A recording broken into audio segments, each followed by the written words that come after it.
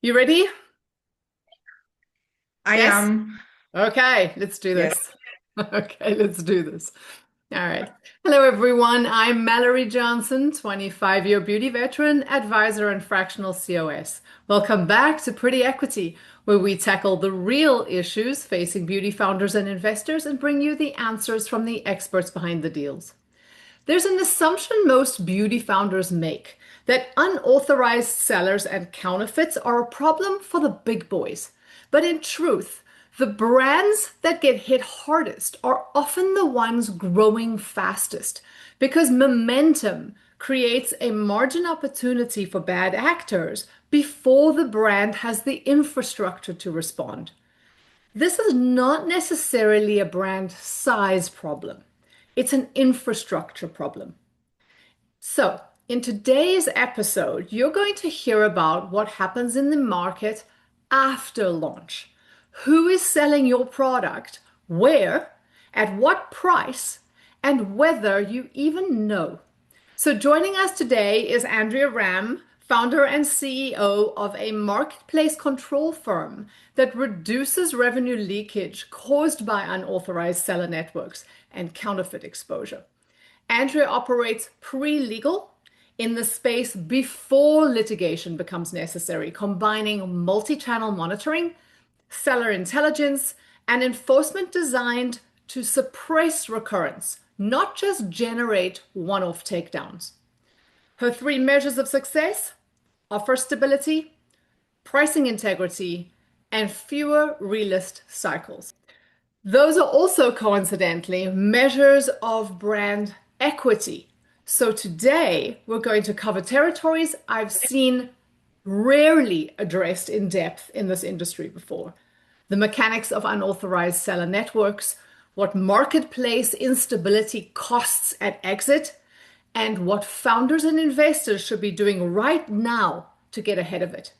So, Andrea, without further ado, welcome to Pretty Equity. I am so glad we're finally getting a chance to chat. So, Andrea, before we get into how we solve this problem, let's just set the stage. You describe what it actually looks like when a brand has a marketplace control problem. And I don't mean legally, I mean operationally. What is a founder seeing or not seeing that tells you something is wrong? First of all, most founders don't see it as a real problem at first. It just feels like small things. So like it is like you open your Amazon listing and suddenly there are more sellers than they were before. So price moves a bit, and maybe a customer complains because they receive a poor packaging product or they had a very bad experience. So it is not very clear why. So it just feels random to the brand owner. Mm. So it is not random. What actually happening is that the product is moving outside your control. And by the time it feels serious, it's already spread. So that's when brands find this very difficult to handle and look for ways to solve the situation. Mm, mm. And exactly like what you're just saying. I mean, we're seeing, more and more of this today. Like brands seem to be losing complete control of the market through, in particular, these unauthorized sellers and counterfeiters. So, what I want to talk to you about now, Andrea, is who are these people? Where do they come from? And how are they selling our stuff? But before we get into that, let's make the distinction between the two, right? Counterfeit versus, unauthorized sellers, because it's important that we understand this. Can you explain that difference and why both matter, but in different ways? Well, I want to say before giving you the difference between unauthorized resellers and counterfeit, I would like to say that founders or brand owners usually look at sales and reviews, but they don't look at who is selling the product. So because it's difficult for them to find visibility for that. So that's why they miss early signals. For example, they think that they have like three, four resellers, But then when we map it, we find that it's actually like 20, 30, 50 resellers. So that changed everything. And to answer your question regarding unauthorized resellers and counterfeiters, the main difference, the main difference is that unauthorized sellers are selling real product, and counterfeits are fake products. So both are a real problem for the brand owner, but in different ways. Unauthorized sellers usually break pricing or are reselling without authorization or are providing poor consumer experience and creating consistency. Counterfeit, on the other side, is more serious. It's a very serious issue because now you don't control the quality at all. So that matter makes it worse because they can end up the same listing, so the customer has no clue, no idea what they are getting. Because I mean, customers, they don't go to e-commerce marketplaces and say, oh, I'm gonna buy this product, and is it true? Is it a fake product or is it an original product? They just type in the name of the brand and find a product and just buy it. They are not thinking about that. They are not looking for who's selling the product. Mm. For the customer, when they go to the e-commerce marketplaces and pick an item, they think they're buying from the brand, and if something wrong is happening, they're gonna blame the brand. Absolutely, absolutely. I mean, this totally lands on the brand. I mean, the brand's reputation is entirely tied to what it is that this customer receives. And That so, Andrew, how widespread is this? Is this like beauty specifically? Is it a problem that hits at a certain scale?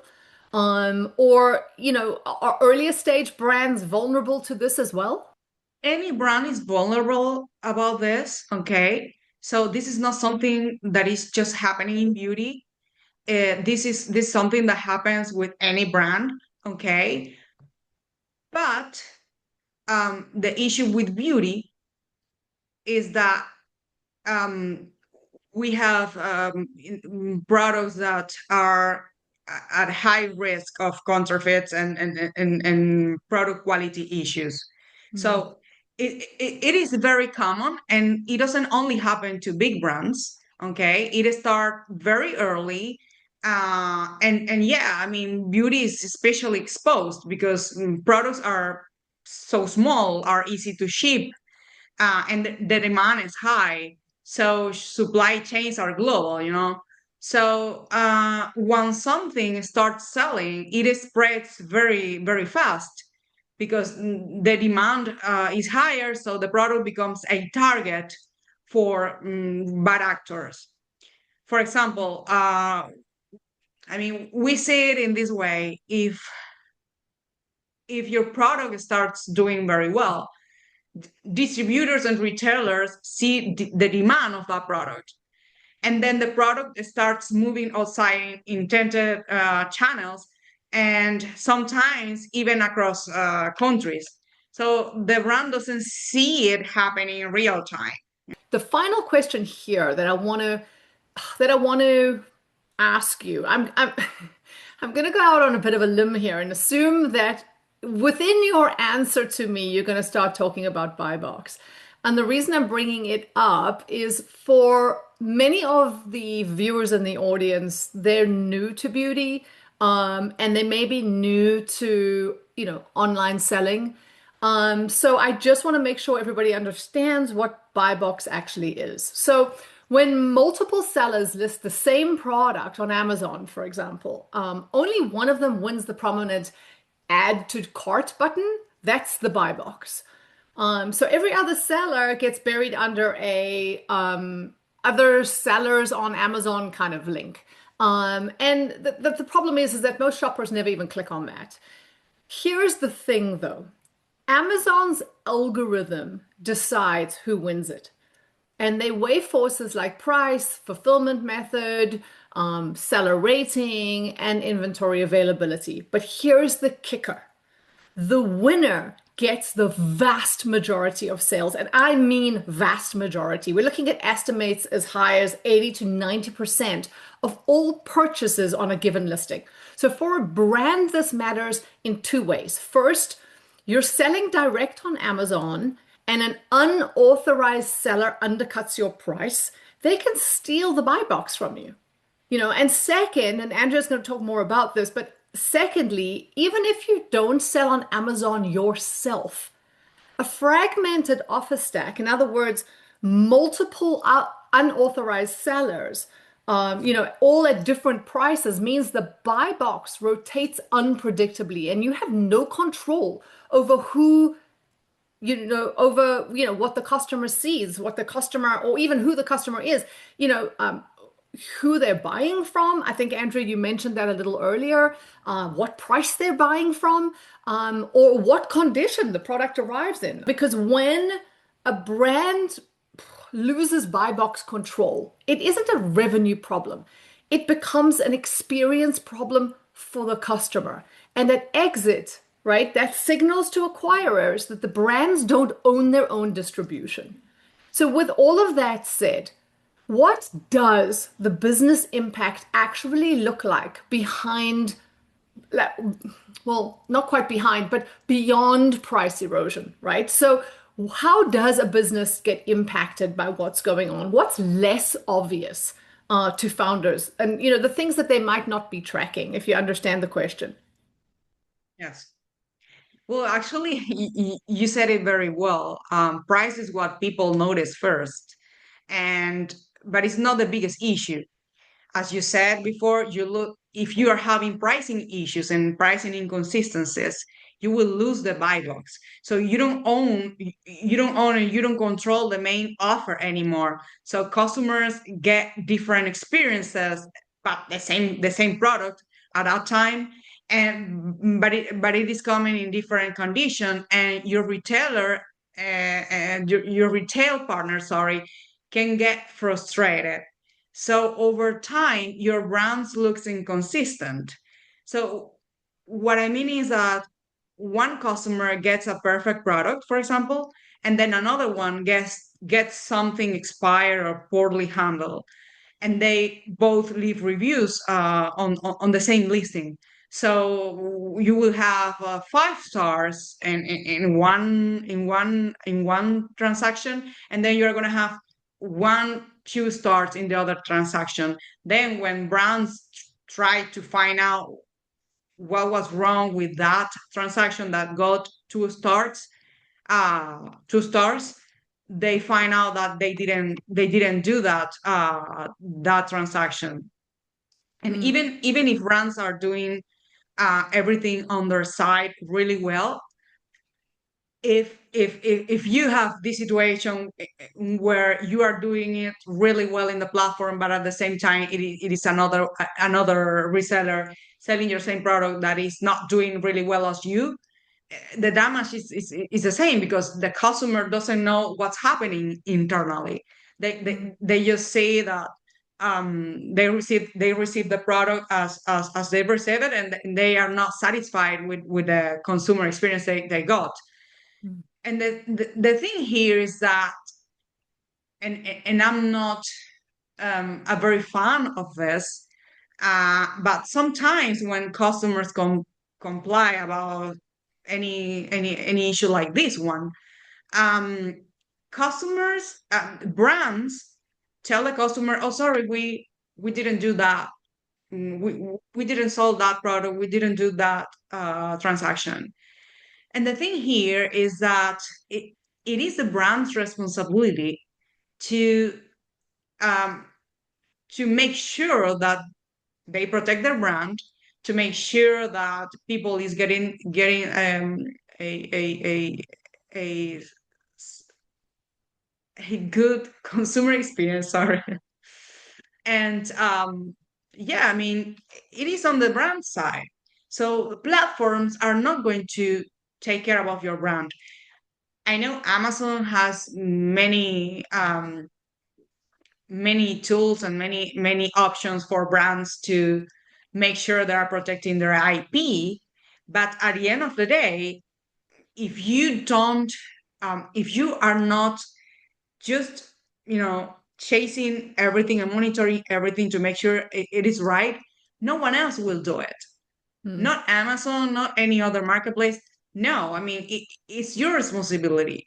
So it is not a good response, okay, when a brand tells the customer, sorry, we didn't do that sale. No, I mean, it's your name, it's your brand name that is that is being sold over. mm, So you have to make sure that if you are allowing another allowing resellers, if you are a open brand that says, okay, look, I want my brand to be sold by everybody, that's okay. But you need to make sure you know who is selling your product.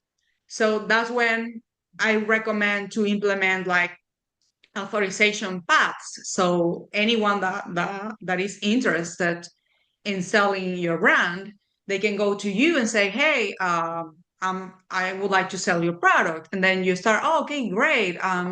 So who are you?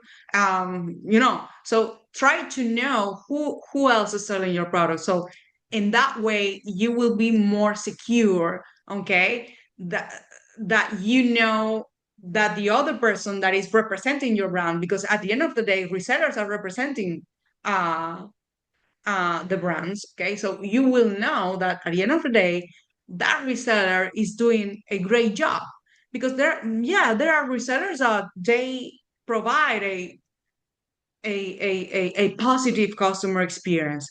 So it is not always about banning all resellers and saying, okay, no, never allow resellers. It's not about that. It's about that you are totally okay if you don't want resellers, that's great, okay? But if you say, I want to have resellers because I would like that my product is being sold by everyone, great. But please know who is selling your product. So yeah. you And cannot be and we're blind. gonna absolutely. And we're going to go into the mechanics right now. So I want to start talking, more in depth on that because I think the audience now has a pretty good picture of what's going on the ground. So let's actually get into the mechanics now. Let's go back to what I was getting at a little earlier. Because I want the audience to understand the mechanics of all of this, like how unauthorized sellers operate, right? Talking about those networks, where product comes from, and the problems that keep coming back even after you take them down. Like you were saying, you can say no, I don't want to have resellers, or you can say yes, I want to have resellers. But if a reseller is unauthorized, you're going to want to take them down, right? So, um, like I was trying to get to, I think you had described unauthorized sellers as behaving like networks. But what did you actually mean by that? And how does that change the way brands should respond? Yeah, when I mean that there are networks, is because it's never just one reseller or two reseller.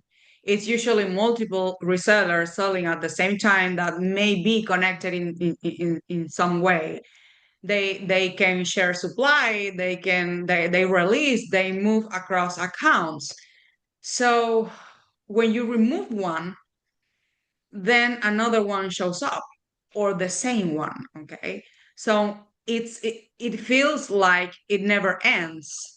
For Mm, example, let's say that you remove a reseller today, and a few days later a new reseller appears, or maybe that same reseller appears under another listing, okay? So it's often the same inventory, but just a different seller account. So you are not removing the problem, you're just removing one piece of it. mm. So So, but Andrea, where are they the getting the root, product? I mean, it's like, like you keep saying, the inventory, but if you're not giving it, like where are they getting it from? yeah, let's gonna talk about unauthorized resellers, okay? Most of the time, unauthorized resellers are not illegal, okay? Because Mhm. they are selling original products that they are purchasing it from a distributor that you sold your products to. So the product usually comes from inside the system, your own distributors, but you don't know the clients of your distributors. Ah, got it. Got So it. Okay. they can get it from the distributors, but they can get it as well extra inventory. They can get it from retail stores or even other countries. And this is when, for example, let's say that someone is trying to buy a van product, okay, and they find a version that is only available on Europe, okay, and that happened to me personally. So then the customer says, "Oh, look, this is a new product and stuff like that," and then you want to rebuy it and go to the original advanced storefront on Amazon, let's say, and then you don't find that product there. So if you investigate deeper, you will find out that that product is not a product made to be sold on the US market. It's a product that was made to be sold on Europe market. Yeah, So what you I can find see a big regulatory FDA issue coming here. exactly, and then you find the gray market issue. So or not the product is original for sure, okay, it's not counterfeited, it's a van product, but it's a product that was not made to be sold in the US. So with unauthorized resellers you have many issues. You have gray market issues. You have the issue that they're getting the products from distributors don't know what their clients are selling the products or what they are doing, okay. Then maybe they find like extra inventory or they find like promotions on retail stores. They buy a lot and they start reselling it online, and they also can sell those products to other countries. So it's an issue that is crossing the lines every and going in going out all the time. So it's not straightforward like counterfeit. Counterfeit is just fake products. Counterfeit, that's it. Yeah, You know, we're gonna start talking about counterfeits in a minute, but I want to hear more about this because, it sounds to me like this is going to become a game of whack-a-mole. You know what I mean? One pops up and you try to whack it down, and then another one pops up, and it is. It is because once the product leaves the brand, uh, control is lost, or at least very limited. mm, mm, You sell your products to the distributors. You don't know any more about that. You know, you don't know. So the distributor only wants to sell and wants to sell more than they should. So they don't care about who is buying that product. So someone goes to the distributor and says, "Hey, I want 100 units, 50 units of X product," and distributor will say, "Great, yes, come in." You know, they won't say, um, "Who are you, and are you going to provide customer service, a positive customer service, or are you going to sell those products outside the U.S. market?" They don't do that. mm. They don't do that. They just sell the products. No, no, it's Some terrifying, distributors.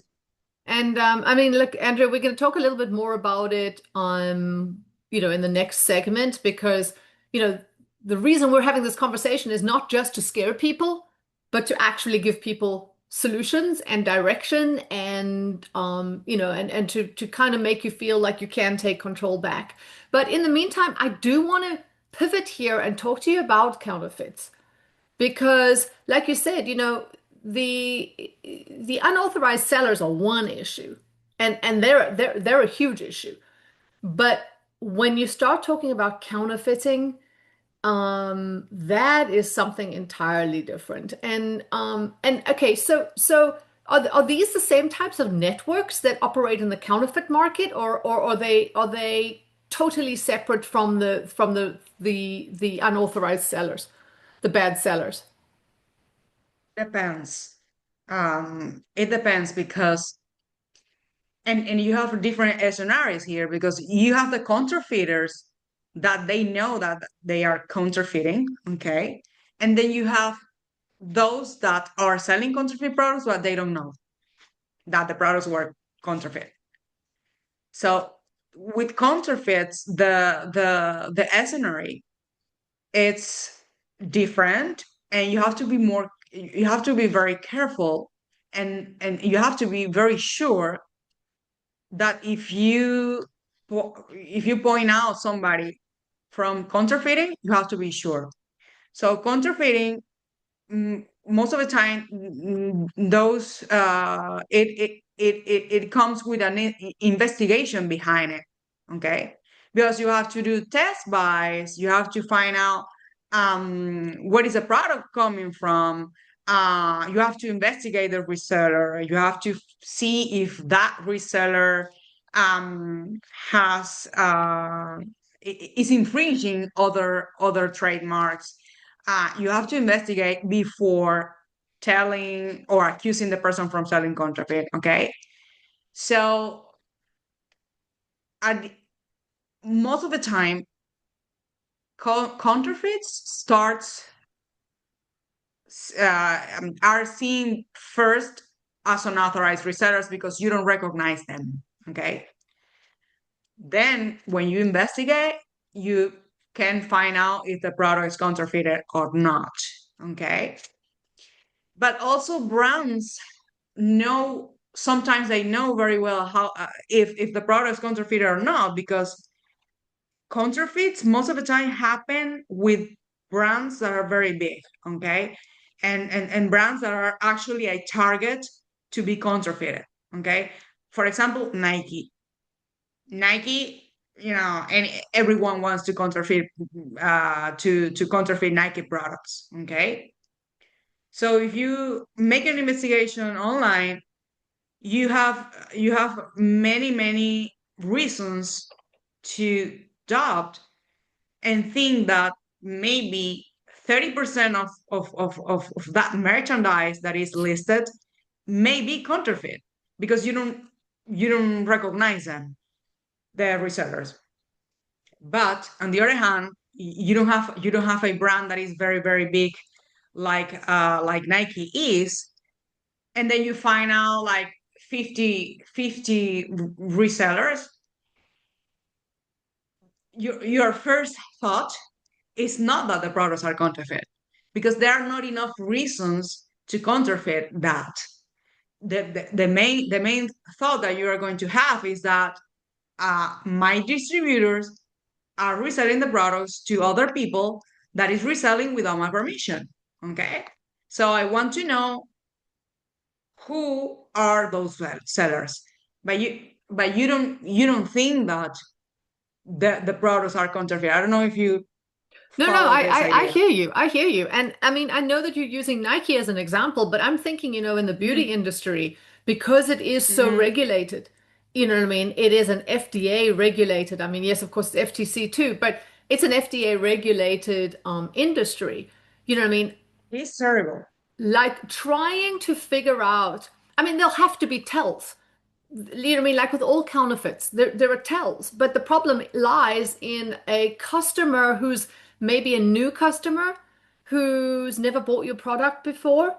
Um, and then they put something on their skin, they have a reaction. The FDA have now implemented the serious adverse event reporting. So if there is an adverse event, and it needs to be reported, and it happens to be a counterfeit, ugh, I mean, I can just imagine because in the end, the trouble's going to come down on the brand. The FDA is not Hmm. going to be concerned, with your resellers and your distributors and your unauthorized seller. They don't care about that. What they care about is that you're putting the public's health at risk. And it wasn't even you, it was a counterfeiter. I don't know if you want to Yeah, react to well, that. yeah. Here, I mean, customers are not are not able to find out if it, I mean, when they are buying a product that they are on the marketplace, they don't have any source to find out if the product is counterfeit or not. Okay, they don't know. They just pick the product and that's it. When the product arrives and they start using it, customers are not thinking about if the product is counterfeit or not. They start using it, okay, and then they start getting those reactions and health issues and all the issues that are coming from counterfeit products. So then they go to the brand. At the end of the day, and I go back to my point, it is the brand's responsibility to make sure this is not happening. Hmm. Hmm. No one is going to take care of your brand. No one is going to see, oh, this brand is protecting customers from counterfeits. No, and this is why brand protection programs exist.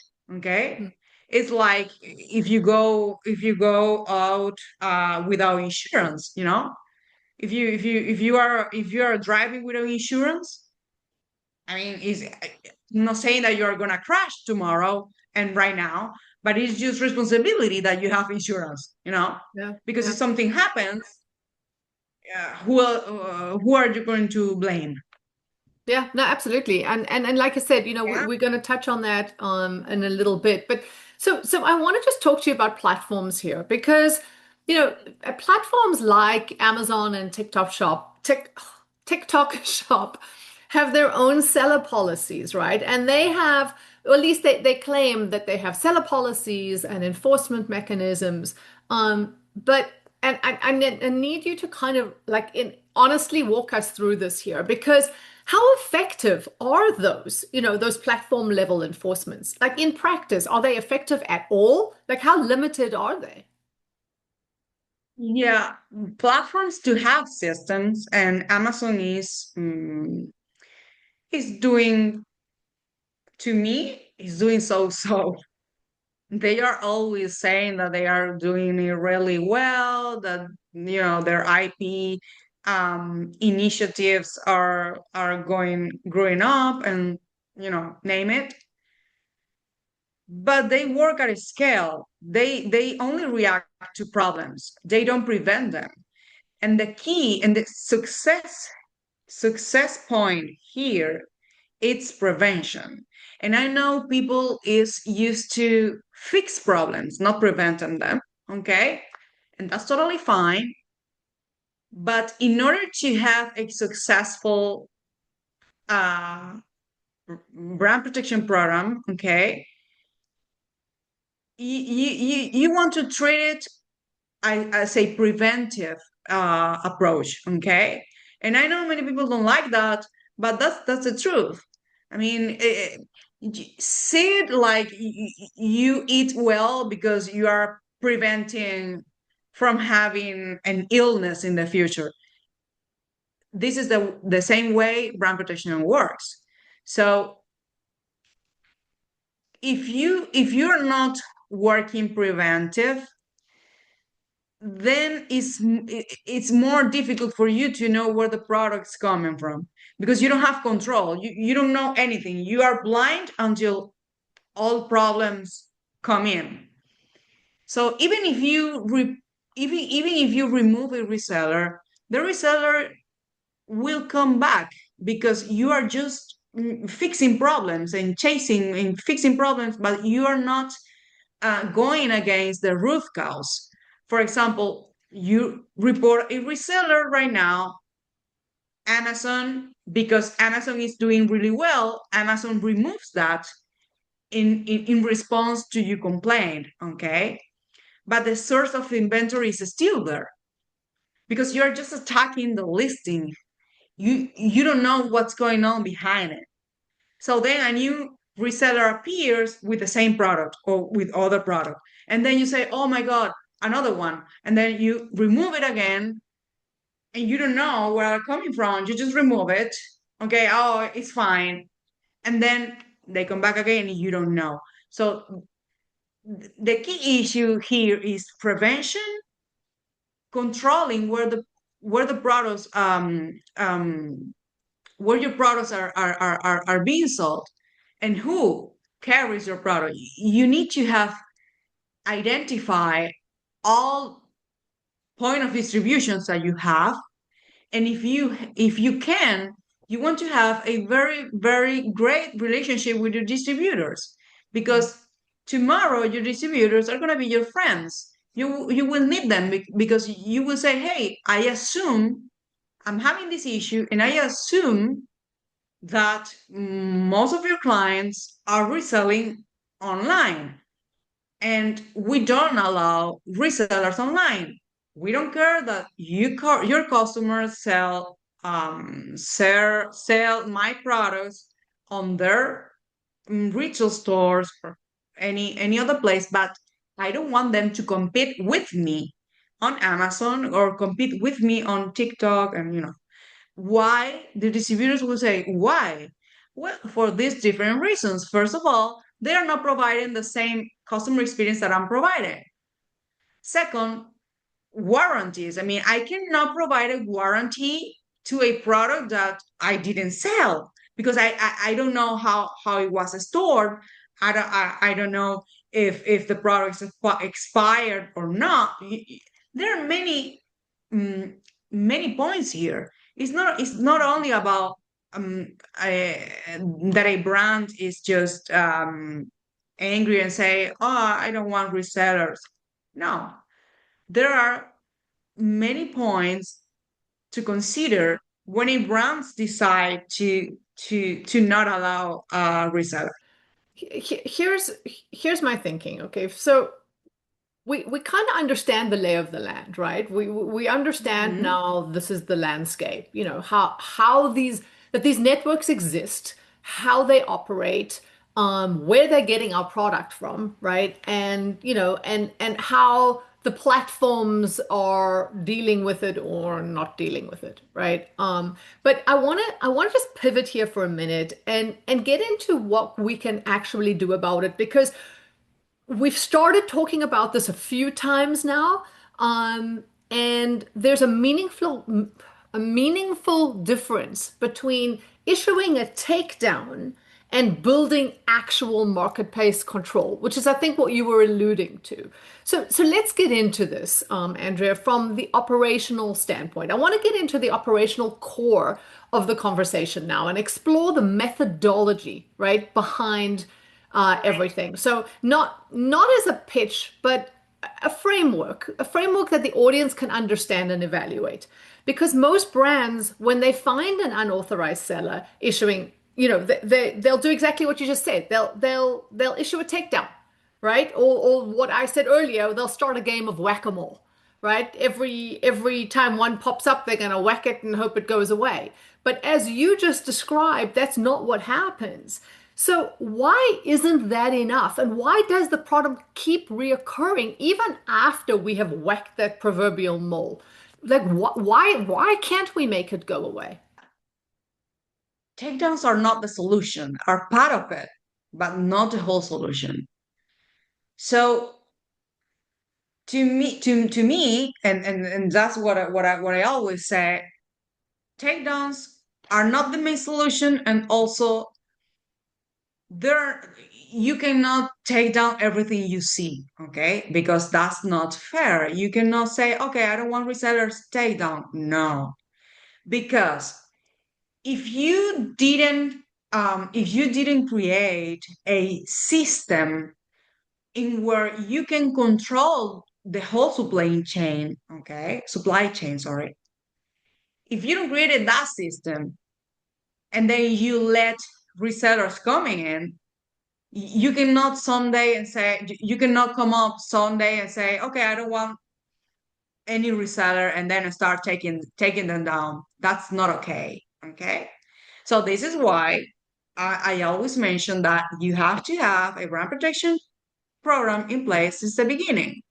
Because if you someday say, I'm tired of bad reviews from people from products that are sold by resellers, so I don't want resellers anymore, you're gonna be you're gonna be in trouble, because you have distributors that are purchasing from you, and then you have people that are gonna be affected on the e-commerce marketplaces. So you have to make, that's why takedowns don't work as brands want. Okay, why? Because let's say that you take down a listing, and then the reseller comes in and appeal it, okay, in Amazon or any other marketplaces. The marketplace may have the discretion just to say, this complaint is not fair, so I'm going to reactivate that listing. Okay. So then that's when the takedown don't work as you want. So how to solve this issue? You have to investigate. You have to Okay, go. so wait, Andrew, hold that thought. Hold that thought, because this is exactly what I want to talk to you about now. Because, Yeah. you describe your approach as intelligence, I can't speak, intelligence first and enforcement second, right? So now I want to talk about this. So, what does intelligence gathering actually look like in this context? And what can intelligence gathering, right? Intelligence first, tell you that enforcement alone can't? When they are coming back, that's the main signal that you have. When they're coming back, it means that your enforcement is not working as you Mhm. want it. Yeah. Because I Okay. mean, okay, so correct me if I'm wrong here, because you measure your success by offer stability, right?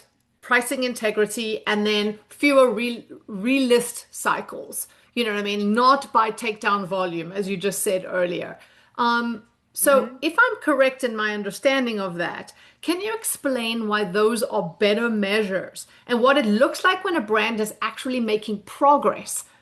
As opposed to just the, higher takedown volume, because that, in my mind, that's just a vanity metric, right? It just shows you how busy you are. You know what I mean? Not whether or not you're improving the problem, right? You're solving the problem. So, can you, just explain why those measures are better for a brand, and how, you can actually tell that you're making progress? Yeah, and thanks for this, because this is a really really great point, because a lot of brands measure success by takedowns, and that's just activity. It is just a task. So it's part of, yes, it's part of the solution, but it's not the solution. Okay, what really matters is that y- you will see success on your program by seeing fewer sellers over time. You will find stable pricing. You will have less relistings after taking down. Okay. So let's say that you take down a listing, and then it never comes back. You will see that it is a progress on what you are enforcing. That's what controls looks like. You will have a visibility of where your products are sold and who is selling them, because you are also in communication with the distributors if you have. So let's say that you say, okay, so the issue is fixed, the issue is being solved, and I don't want them to come back. You have to, one of the resources that you have is, if your distributor, because you say, okay, distributor, we are gonna make in business, okay, but I want you to uh, inform your customers that my brand is not is not for resellers on e-commerce marketplaces. So make them acknowledge the reseller policy and make them sign it. Mm. Okay. Yeah, yeah. So the distributor is covered, and you are sure that there is an authorization path for resellers coming into you. And if something arises, and then you find out resellers from that distributor, something was wrong with that.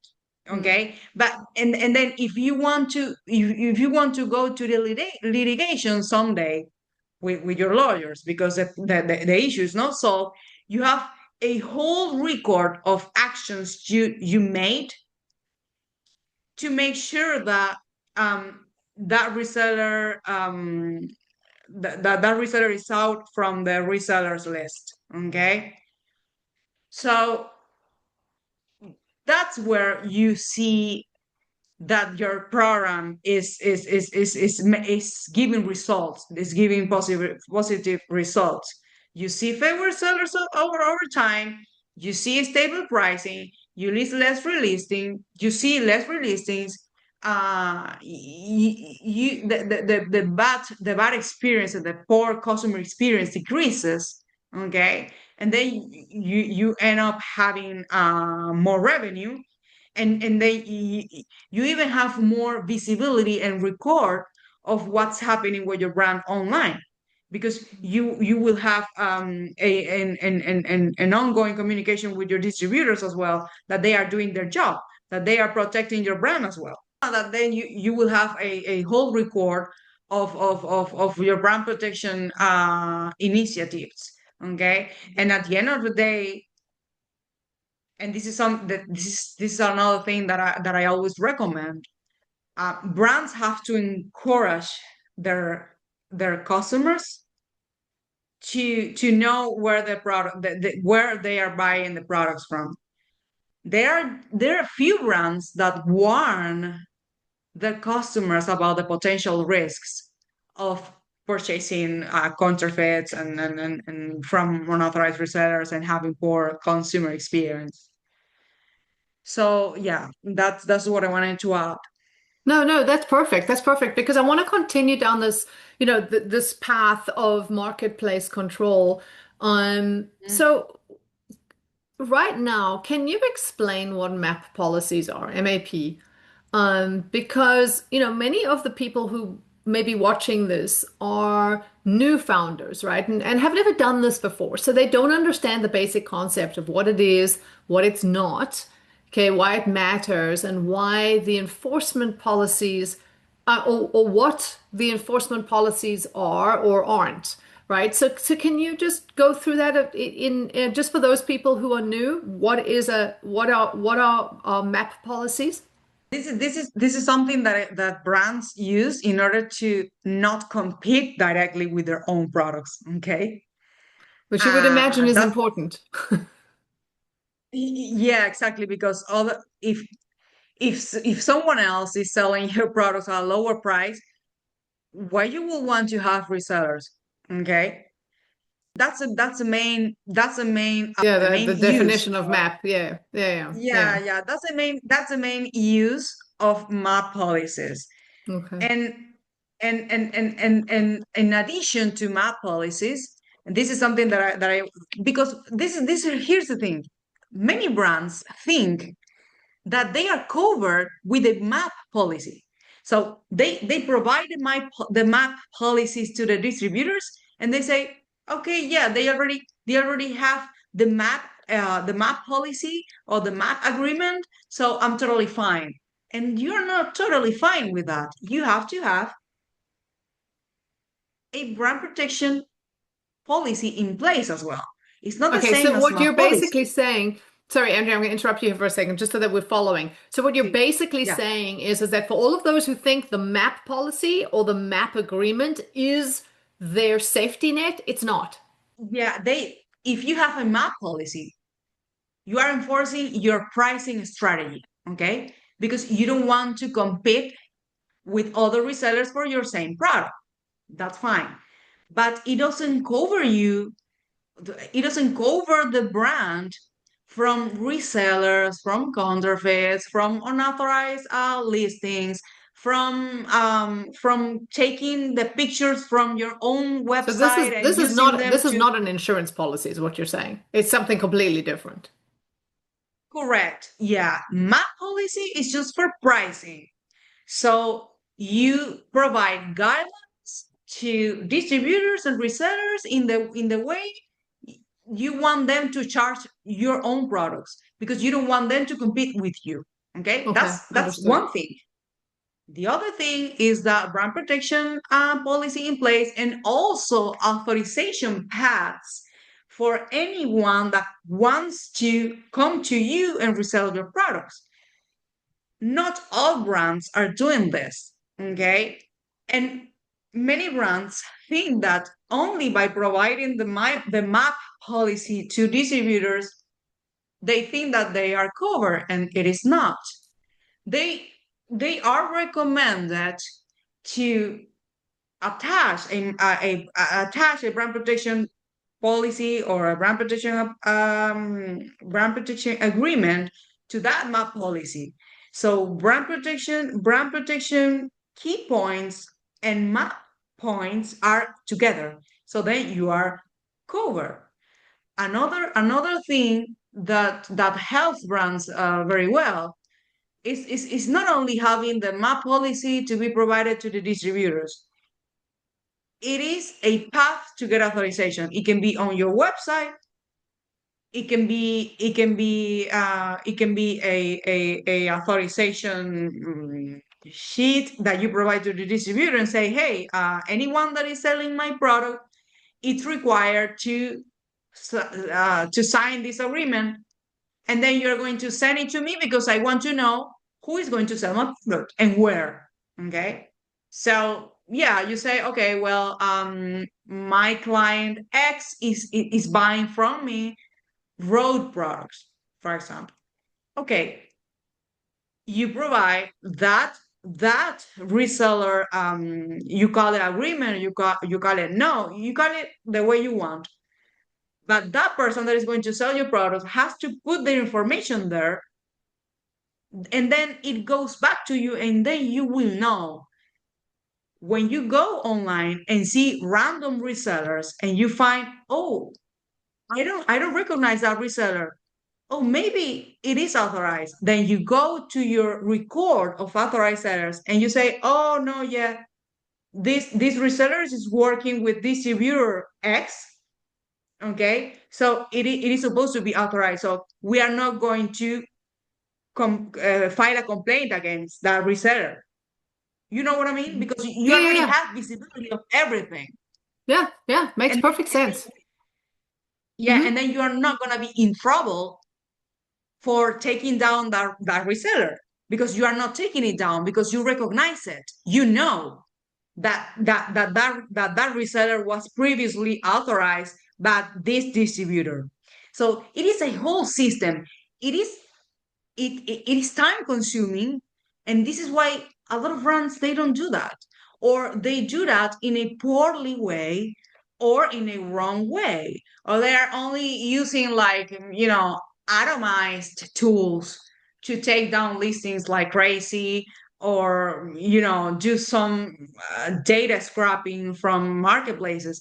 And it is not like that. You have to, if you want to, you have two options here. If you want to be the only one that is selling your products, you have to make sure that you have a mechanism for that since the beginning. If you didn't do it since the beginning, you have to have a bigger mechanism to fix that and to control all the resellers that are already there, and that you didn't control before. Mm. So this is where the hard work begins, because you have to investigate, you have to work, you have to talk to your distributors. You have to wait until you have issues to find out what is the issue coming from. You know? Yeah. Listen, like you said, Yeah. I mean, it might be hard work to get all this, to get yourself to prepare for this. Make sure you have all the right policies, the right paperwork in place, the right conversations and agreements with your distributor, and all of these things, and an entire list, like you said, of authorized sellers and who's doing what, and have them all sign agreements. Um, Mm-hmm.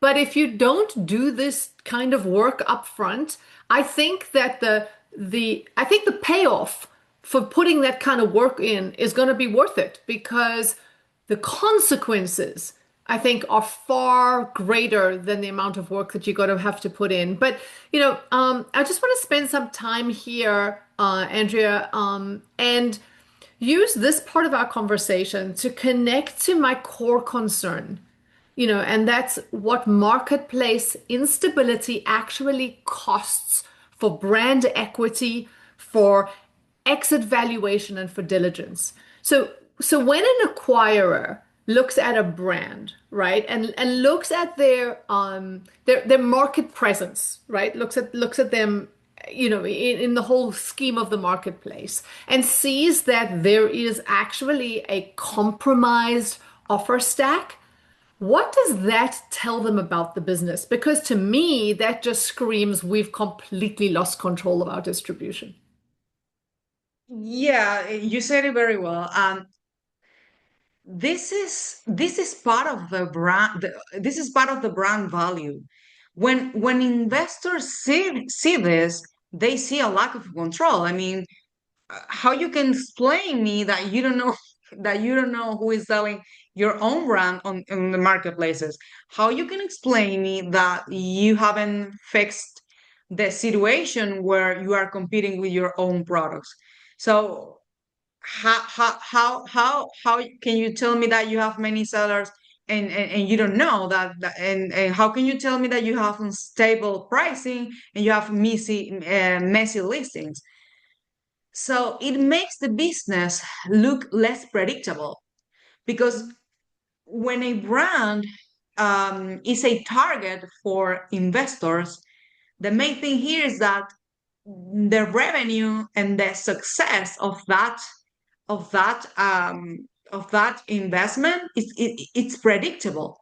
Okay, so you want to predict the success of that brand. So how can you rise your predicting score if you cannot have a clear number of all these key points that I mentioned before?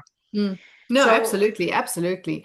And I mean, yeah, so continuing, Andrew, on the investor conversation, like, for every investor that's conducting due diligence, right? On like you said, they have their eyes on a brand. Now they want to do the due diligence on that brand.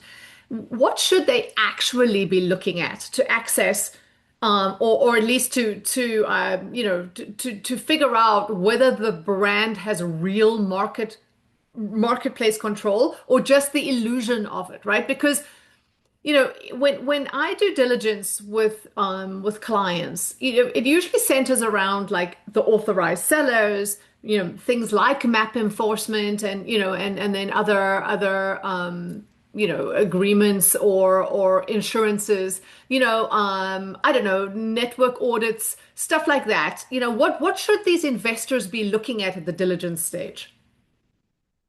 yeah, first of all, when they are in conversations with the brands, they have to ask first how they manage their supply chain, and depending on the brand, of course, they want to also evaluate how much is the revenue coming from online sales and how much is the revenue coming from offline sales. Let's say that the brand has a beautiful revenue coming from online sales. Perfect. That's where the other question comes from. So who is controlling those online sales? You, someone else? How do you handle that? How do you work with that? So then the that's the way I say it, the party begins because you will see, oh no, well, we are distributing our products to many distributors, and we don't know. So that's not great. But if you say no, we control or e-commerce distribution, so we are the only ones that sells our product online, and then you see that brand is making 20 millions a year, and they control the whole supply chain. That's great. That's amazing. wow, so if you invest in your brand, we are going to have control of uh, the whole e-commerce sales. That's great. On the other hand, you have a brand that is making 20 million a year, and then they are sharing their marketplace shares with someone else. That's a different story. Mm, So mm, the, the investor wants to ask these kind of questions so they can predict how the percentage of the revenue that they are getting from those online sales. So and it also helps the investor to value the brand, because if you have two brands here and you have a brand that have total control of their sales, of their brand, and it was never counterfeited, and they are not dealing with distributors, they don't have that kind of issue because they invested a lot on their IP. Okay. And then you have another one that is doing really well as well, but they don't have control of the resellers. They don't know who is selling the products. They have a lot of consumer complaints issues. They had some counterfeit issues as well. So what are you gonna do as an investor? You're gonna invest in this one that is beautifully, controlled, and it is a target for any investor. But you're gonna have this one, on the other hand, that it has a lot of issues, that it has too many things to control, that has counterfeit risks as well. So from this point of view, if you're pretending to sell your brand someday, you want to take care of this. You want to take care of controlling your IP, because at the end of the day, the product is not the company. It's not your bank account. It's not your Instagram or your TikTok. The product is your brand, and the brand is only made with consumer experience and consumer perception. So if you have on your hands the consumer experience, the consumer experience and consumer perception, that never no one has to say, I bought a fake product of this X brand. If you have that control, you have everything, and you have a lot of leverage in front of any other brands that have those problems because they don't fix them. mm, mm. No, I mean this all makes complete sense. And I really, really think this is such an important conversation that we're having, and this is really, really important food for thought, whether you're an investor or a founder. And talking of founders, so Andrew, my last question for you is regarding founders, right? With everything that you guys have just heard Andrea saying, this next question, which is kind of sort of the question I ask everyone at the end of a segment, but this is the crux for founders.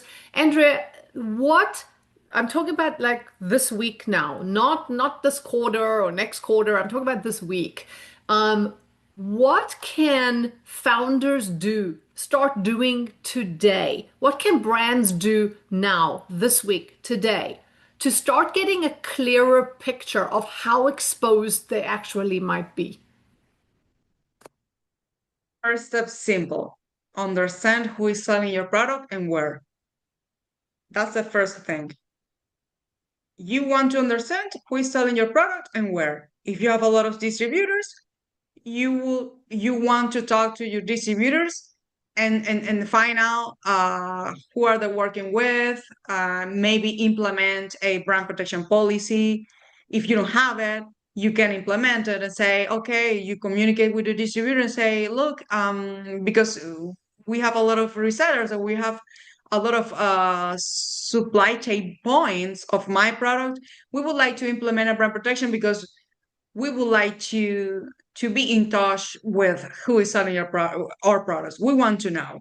Mm, So the first step is very simple. You want to know who is selling your product and where. You want to go deep, not just like Google thing. No, you want to go deep inside the marketplaces and find out if there are products, if there are your branded products being sold there. You want to find out if there are similar products that may be causing confusion. You want to know how is your brand doing on those marketplaces, because there are many brands that they don't control the marketplace store, that they hire agencies, and they don't have direct connection with their storefronts. So that's where a deep investigation is needed, because you are the owner of brand X, but you don't have any relationship with Amazon or with TikTok and stuff. So you have to do your own investigation outside from that, because you don't have the access, because you don't handle it. You only have relationships with distributors. So, but you want to know how your brand is doing. You want to investigate, because that is a friction point for many brands, that they don't have control of their marketplaces because they hired agencies, or Yeah. just because they are only manufacturers and selling a bunch of products for distributors, and they don't know anything else about the product. They don't do Amazon, they don't do eBay, nothing. They don't do nothing online. They just manufacture a product, they own the brand, but they just resell the product to distributors. Yeah. Yeah. So Look, I yeah, mean, so it's a huge problem, Andrea, that, mhm, you know, mhm, at what point in time brands need to understand that you have to have control over your brand at all points, right? You're not just responsible for the formula and for the production and for, keeping your labels, maybe your marketing or even your influencers in exactly, check, right? You have to have control of all parts of the market. So, for exactly, the audience, in closing, what's important to understand from our conversation today is that the brands that command premium valuations at exit are the ones that control their distribution, exactly like Andrea was just explaining. They control their pricing and they control their consumer experience. It once you are out in the marketplace, that marketplace instability doesn't just cost you revenue today. It's going to signal to every future acquirer that your brand doesn't control what it builds. And that's not a legal problem. That's a value problem. And it starts the minute the first unauthorized seller appears that no one on your team even noticed, let alone did anything about. And that is it for today, guys. Andrea, thank you so much. This was amazing. You are amazing. thank I'm you, so glad we had this thank you, conversation. It's been long overdue in this space, and I am so grateful that if I was going to have this conversation with anybody, I got to have it with you. So I couldn't think of a more excellent, knowledgeable person to have it with. So thank you. thank you so much. Absolutely. To everyone watching and listening, as always, if you found this conversation valuable, which, I mean, come on, you have to admit, this was great.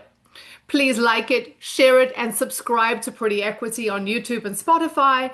And the interview series, of course, is now available on Substack too. If you want to catch some past interviews in written form, you'll find them all there. And of course, you could always follow me and Andrea on LinkedIn for more expert insights on the issues that drive smarter beauty investment. I'm Mallory Johnson. Thank you for watching and listening, and I will see you all next time.